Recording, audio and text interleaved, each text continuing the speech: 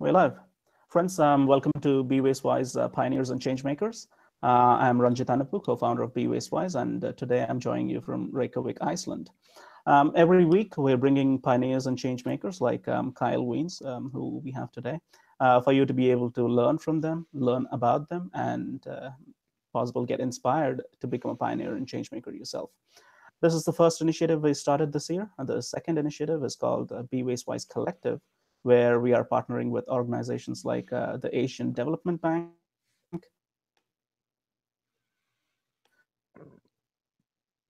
easily accessible. As part of those partnerships, we had our first interview last week.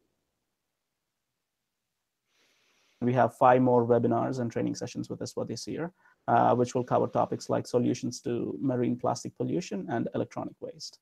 We also have 4 training sessions from Waste Aid UK based on the Global Waste Management Toolkit they have developed and published last year. Our next Pioneers and Changemakers interview is next week with Zoe Morrison from UK, where she will talk about eco-thrifty living. Nowadays, and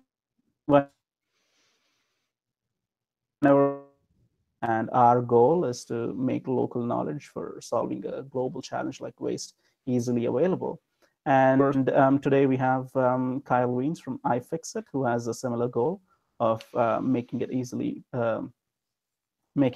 to repair electronics and many other gadgets that we own and buy.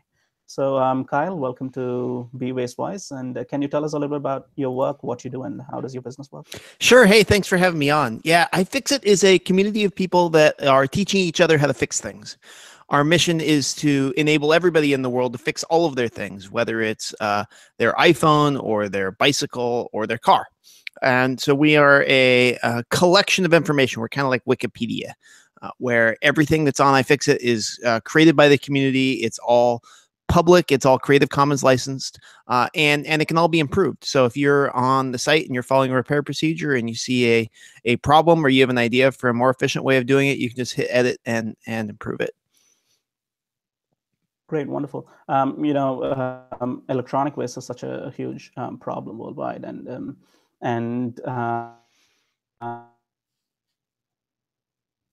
actually, electronics are being consumed worldwide a lot these days. So, what drives you to continue this kind of work?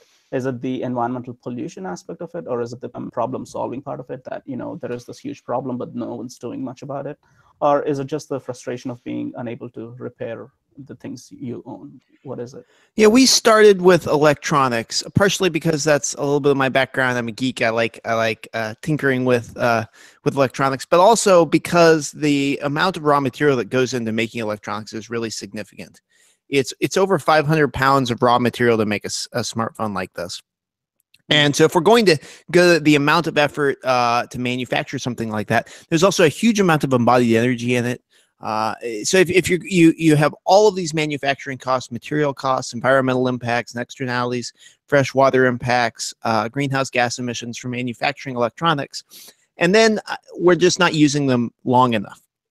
If we could figure out a way to make all of the cell phones in the world last twice as long, we have to make half as many to get the technology in the hands of everybody. Right. So we got started really looking at the overall problem of waste and saying, how can we either stick a lever in the right place? What can we do to systematically create incentives all the way through the system that will cause people to do the right thing out of maybe out of self-interest, right? We want to enable people to save money and keep something that they have working, and also have a positive impact on the environment. So the reason that we're doing iFixit is absolutely environmental. We want to systematically change the material economy of the world. But the way that we accomplish that is not through environmental advocacy so much as it is through just giving people an easy option that turns out to be good for the planet. So if you have an iPhone and it's not running as fast as it used to be, it turns out that you throw a new battery in and it speeds up. So we have a repair kit that includes the screwdrivers that you need to open the iPhone. We have online instructions that step-by-step show you how to open it up. 2 screws, you pop it open, you throw the new battery in, and you're good to go. And we've had like on the iPhone 6, for example, we've had over 1.4 million people use our iPhone battery replacement guide. So you multiply that out by 500 pounds of raw material per phone, and then it ends up having a fairly significant environmental impact, which is awesome. Mm-hmm. That's amazing. Well, you know, from the business as usual scenario to get to where we're just, you know, taking resources, making something, and then disposing them off in landfills. You know, there's a huge systemic change that's required. So, kind of agree that, you know, instead of just advocacy, we also have to provide these kind of tools to make it easy. So, what's your end goal? You know, we all have limited lives. So, what's your end goal? Sure. And what kind of role do you see playing in that? You know, what's your, as a change maker, of course, but what is the role that you're playing? Right. So iFixit's kind of medium-term goal is to help 1 billion people a year fix things. Last year, we helped about 113 million. And we've been growing steadily every year. So this is the trick is, and the primary interface for iFixit is Google, right? We want people to go online, punch in their problem, say, hey, you know, my bicycle derailleur isn't shifting right, or you know, my phone doesn't turn on. What do I do? And then we want to come up with a really useful tip. Right, really useful solution. Say, hey, with your iPhone, commonly it's amazing. People say my phone doesn't turn on, or I can't get the battery to charge, and it turns out it's just lint in the charge port. So we say, take a toothpick, clean out the charge port, and then you're good. I've saved so many phones that way. So simple repairs to very complex things. Right. But so how does the diagnosing part of it work? I think that's really interesting that you say that even if it's a small thing, I mean, when there is a problem, you'll have to diagnose it first. So how does that work? Do your guides take care of that? Right. We have a community of people who are posting questions and answering questions. So you post and you say, hey, I can't get my thing to work. These are the 3 things that I've tried. And then other people come along and say, hey, maybe you should try this. Okay. So we have people that are in there helping us, you know, diagnose this. And this is a crowdsourced system where over time you build up a database. Like on that iPhone 6, we have over 1,000 solved problems that people have had with the iPhone 6. There's probably no unique new problem you're going to have with that phone that we don't already have a solution to. Right. And that helps you figure out what you need to do to affect the repair. Maybe you need to replace the headphone jack. And then we have that links over to our step-by-step guide, which shows you this is how you open the phone and replace the headphone jack. But yeah, you have to, if you look at the world of repair, in order to get someone to repair something, you have to convince them that they can do the repair. And oftentimes that's the hardest part. And then you have to empower them, get them the parts and the tools that they need. And then, you know, get them the right diagnosis and the information on how to do it. And if you don't have that whole system in place, repairs don't happen. Okay. And so what we've been doing is going through, looking at across the material economy and saying, okay, how can we build that system of troubleshooting and diagnosis and parts and community support for the iPhone? And we did that. And we've done it for every iPhone. And so then we'll say, okay, how do we do that for, let's say, the Blendtec blender or the Shark Ninja blender or whatever, you know, common household appliance. And you have to do it product by product. And so we've been systematically moving through. We've done that for about 36,000 products so far. And we're constantly adding more things. Right now, the craze is the Instapot. It's this, you know, it's a pressure cooker it's been the #1 bestseller on Amazon this year. So there's been no repair information online about it. So we bought one and we're taking it apart. We're figuring out how it works. We're going to put it online. And then hopefully people, I mean, they've sold millions of these Instapots. Hopefully we can make them last longer rather than be yet another disposable product in our lives. Right, right. That was one of the questions that I had, you know, which is how do you know which kind of repair information to put out there for what products? But you clearly go product to product, one by one, and then look at sales trends, and then, you know. Right. Yeah. And we take requests from the community. The community itself is creating information. We've had people create manuals for like oscilloscopes and typewriters and things that we would never have been interested in. But the community is interested in it, and that's fantastic. We're in general, we look at Amazon best-selling trends, we look at Best Buy, we look at, you know, every signal that we can get. If we get folks in the community or people on this call, have ideas for things that you'd like to see on iFixit, let us know. And then we can either do it ourselves or we can direct the community where to go. As we speak, this actually reminds me of an advertisement that I saw of Amazon India when I was in India. There, a daughter has to go to a fancy dress competition, and the mother is sewing her, fancy dress out of something that's already existing. But then Amazon India just says that, oh, why do you have to do that? When you can actually buy this, already made dress. What do you think about that kind of trends?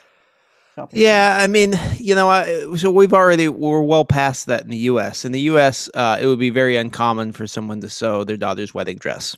Right. And maybe that's a cultural heritage that we've lost. So I would be, I mean, from a materials perspective, clearly it's better to reuse materials, but I'd be more sad for the cultural loss if we replace, kind of a mother-daughter bonding opportunity like that with a commodity off the shelf dress made in Vietnam. That's fine if that's more convenient, if that makes people's life better. Okay. But it feels like we're losing a lot in the bargain. All right. Great. One more question, Kyle, about the businesses.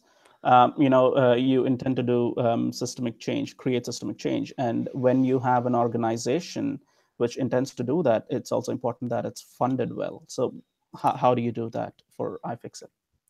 Right. Yeah, we went through a lot of discussion around the business model of iFixit. Should we be a nonprofit like Wikipedia and take donations?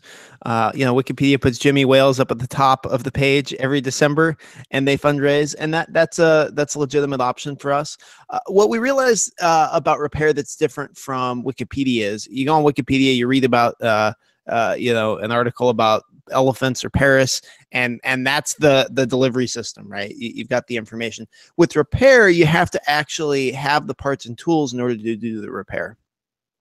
And so we felt like it was insufficient to purely share information. We also needed to figure out the logistics of getting people an option for parts and tools. By no means do you have to. You can follow our iPhone battery install guide, go get a battery somewhere else, use a screwdriver you already have, and that's fine.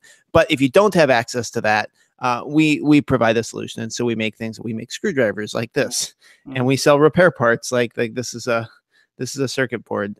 So we sell those kind of parts and tools in order to provide that complete repair solution.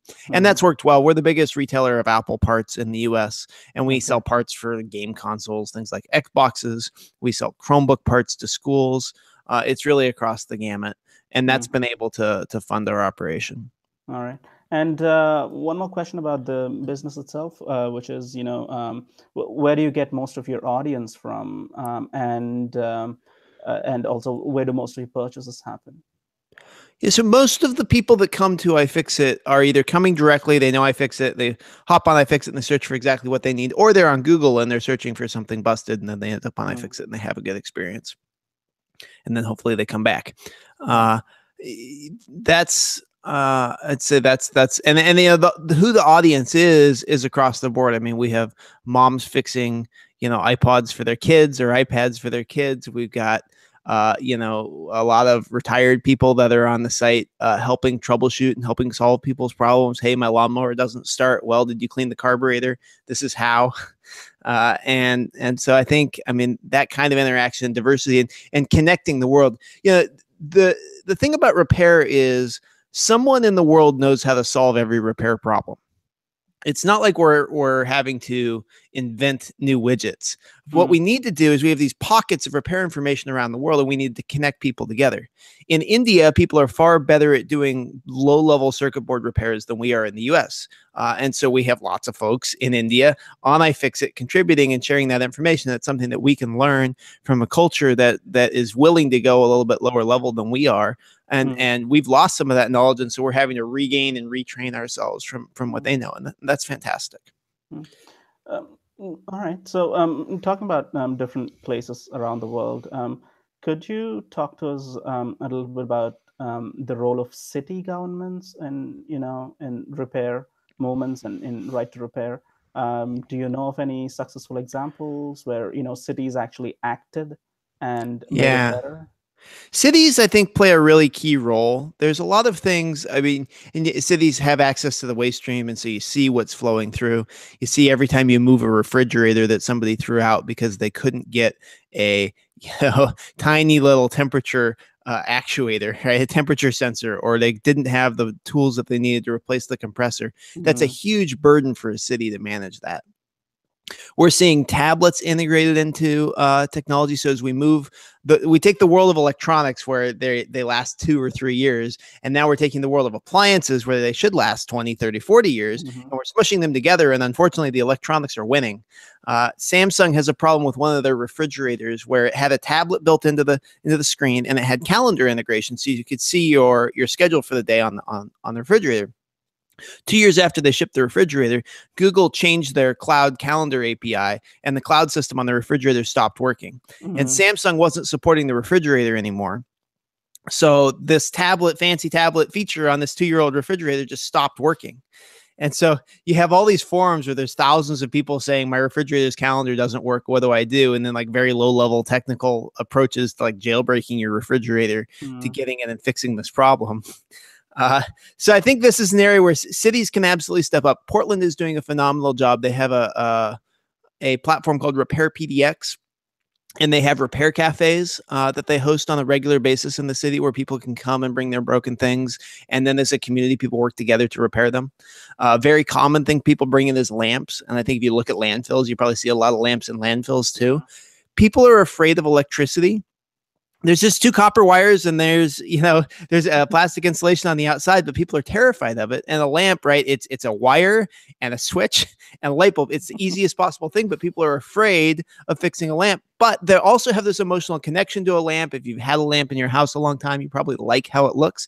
And so lamps are hugely popular at repair cafes, and the repair success rate is almost 100%.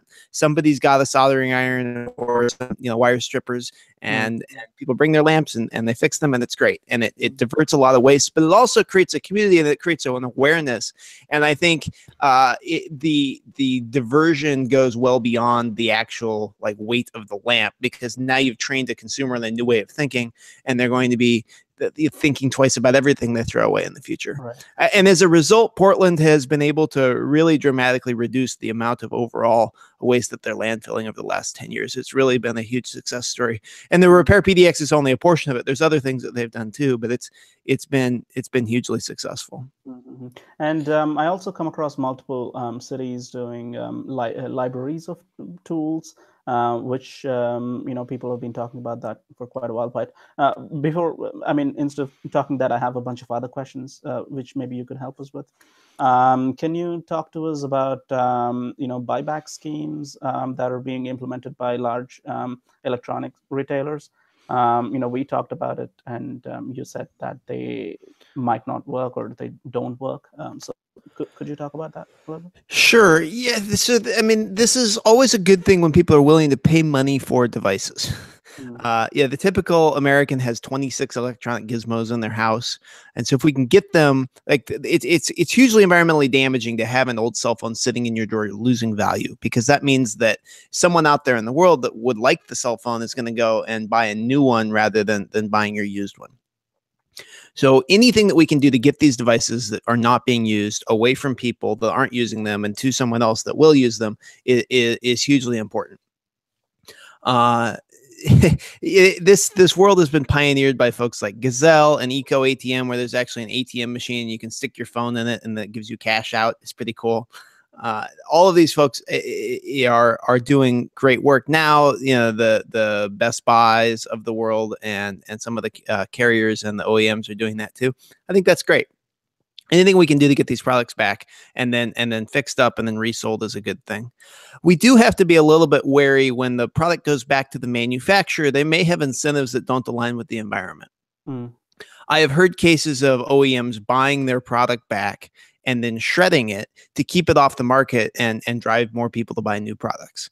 I've heard of BMW doing that with like 3-year-old off-lease cars, where they'll crush the cars so that right, because people have an option to buy a 3-year-old car or a new one. Maybe they buy the 3-year-old one and the company makes less money. So when you're a manufacturer whose job is to run a linear supply chain and churn through as much product as possible, your incentives may not be in the right place. I've been in a lot of recycling facilities where they are shredding millions and millions of dollars of perfectly functional product. So it sounds like it would be a unintuitive or commercially foolish thing to do to shred perfectly functional product. But there are situations, particularly where the manufacturers involved, where the incentives are not in favor of the environment. Right. So we have to be careful of that. Right. It's a lot of lost value when that happens. And given that how much value we derive from environment without even paying for it, I mean, it's also a lot of environmental destruction, I guess, when something that can properly work is being destroyed like that. Absolutely. And maybe that's something that we could regulate. It's interesting when I talk with recyclers, some manufacturers are better than others. It's interesting. Apple is notorious for requiring recyclers destroy perfectly good product. And so they talk about how environmentally friendly they are, but then you talk with their recyclers and you say, hey, are you under contract with Apple to destroy perfectly functional computers or iPads or repair parts? It happens all the time. Let's talk a little bit about possible state level or federal legislation. What's happening in the U.S. When it comes to legislation and repair? I mean, it's such a difficult subject because of the privacy laws, or because of the differentiation between the functionality of the unit at that point, or whether it will be not functional with someone will else buy it. So could you talk about that? Right. So there's a very exciting movement called Right to Repair, where states around the country are considering right to repair legislation. And right to repair legislation for electronics is modeled on something that we already have for cars. So all the way back to actually the first right to repair law was built into the Clean Air Act, which passed in the 1970s. And there's been a series of laws since then. The most recent is the Massachusetts auto right to repair law that passed in 2012. And what those laws do is they say local independent mechanics should have access to information, parts, tools that that the dealerships have, right? So you could take your GM car to a local independent mechanic and they can fix it. Those laws are working very well. They've been lauded as a success. At the time, the car manufacturers said that having to provide this information would make it easier for Chinese car manufacturers to copy their cars. That hasn't happened. They said that there would be safety and liability challenges around third-party mechanics fixing cars. Turns out the third-party mechanics have insurance and can handle things just fine. They said it would dilute their brand if other people were fixing their cars, and clearly that's not the case. We don't blame Honda if a third-party mechanic does a bad job repairing your Honda. All right. So these auto right to repair laws have been working very well. So the current campaign is around getting the kind of laws that work for cars, making those work for electronics. So there are 18 U.S. states that are considering legislation this year. Washington and New Hampshire and Massachusetts and New York have had hearings so far this year. There's a whole bunch of other states. I can post the link. And in all of those states, the legislation is fairly simple. It says, hey, if you're going to sell a complex electronic product in our state and you have manufacturer service centers, make sure that the independent repair shops and consumers have access to the same information that the manufacturers do. All right, great. I have a lot of questions, only 7 minutes to go. So friends, we're taking questions. So if you have any, please paste them on the chat box and we'll put them to Kyle. And so, Kyle, quickly, could you talk about Liam, Apple's recycling robot? Okay, so Liam is not a robot. Liam is a factory. It's kind of a factory that operates in reverse. It's a cascade of machines. The idea behind Liam is that if you could get all of the products, if you could, you make all the iPhones in one building, right? And then you send them out in the world. If you and they get used in every country and every city in the world. If you could then get all those iPhones back into a single building, then you could build a reverse factory that would take it apart. And so there's two questions. One is, can you build a reverse factory to take apart an iPhone? And the answer is yes, but it costs millions of dollars, and the factory is specific to a specific model of iPhone. So Liam takes apart the iPhone 6. It can't do the 6S. It can't do the 6 Plus. It can't do the 5S. It can only do the iPhone 6.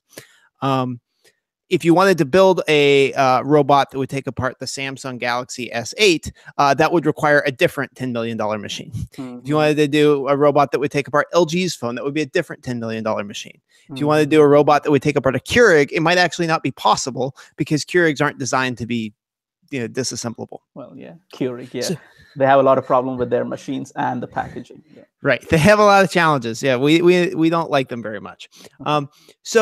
So it's this idea that you have a product that sells in enough volume that it's worth it to build a $10 million machine. But let's give them that. Let's say there's enough iPhones in the world. That's true.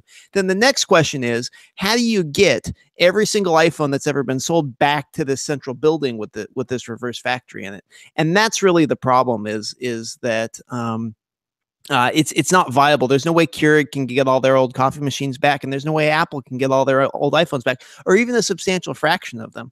If you look at an iPhone 3G or an iPhone 4 on eBay, they still sell for between $25 and $50. And Apple's not willing to go out there and pay market price $25 or $50 for them. And so if you're not willing to pay market price and you don't have armies of people scouring the world to get your product back, it's not going to happen unless you switch to a leasing model.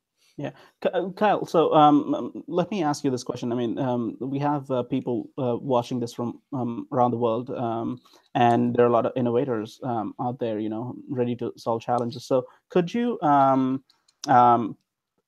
explain the ideal method for maybe producing electronics and the kind of use and dispose or recycle methods they should take before you go to a new one? Could you lay that out a little bit so that people a great example of this is a startup out of the Netherlands called Fairphone.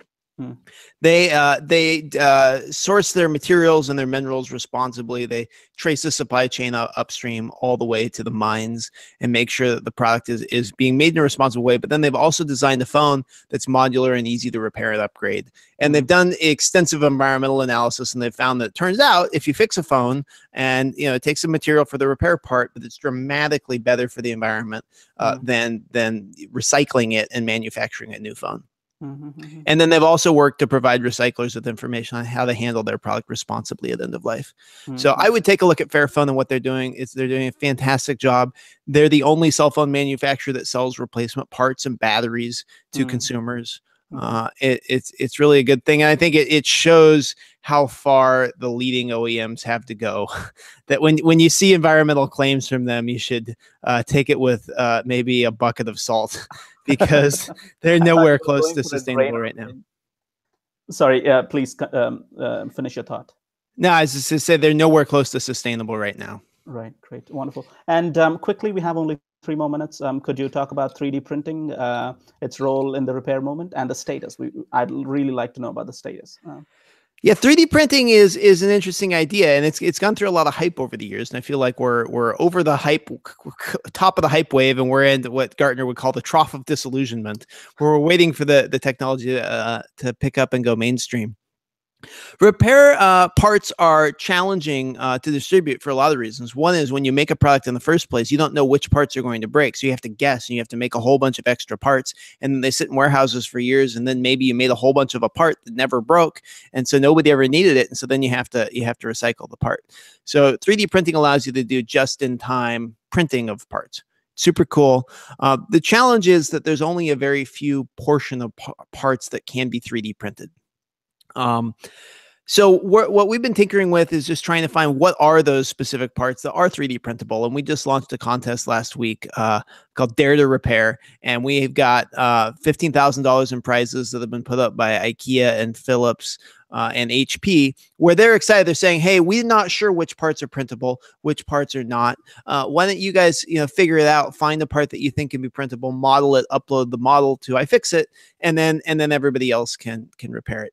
There's a Breville makes coffee grinders, and there's a plastic part that sucks the coffee beans up and into the grinder. And it turns out after years of using the coffee grinder, that plastic part wears out. Well, the plastic part is a perfect candidate for being 3D printed. And so one of our community members took it apart, modeled the part, uploaded the part to iFixit, and 17,000 people have used it to download. They've been able to download the file, get it printed locally, or get it printed on an on-demand site like Shapeways. And then they're able to fix their, $150 coffee grinder for $20 or free if they have a 3D printer. Right, right. So it's not going to solve the world's repair parts problem. Most parts can't be 3D printed, but some can. And when they can, it really can solve a lot of logistical challenges. Okay, wonderful, great. With that, friends, I hope you enjoyed the interview with Kyle. Next week, we have Zoe Morrison from UK. She'll be talking about eco-thrifty living. And thank you so much for joining us today. And my name is Ranjit Anepu. I'm a co-founder of BeWasteWise. Go to iFixit.com, see if you have any things that need to be repaired in your home, and get them repaired. Also, that's the most sustainable way of living, so do that. And with that, thank you very much, and see you next week. Thanks so much for having me.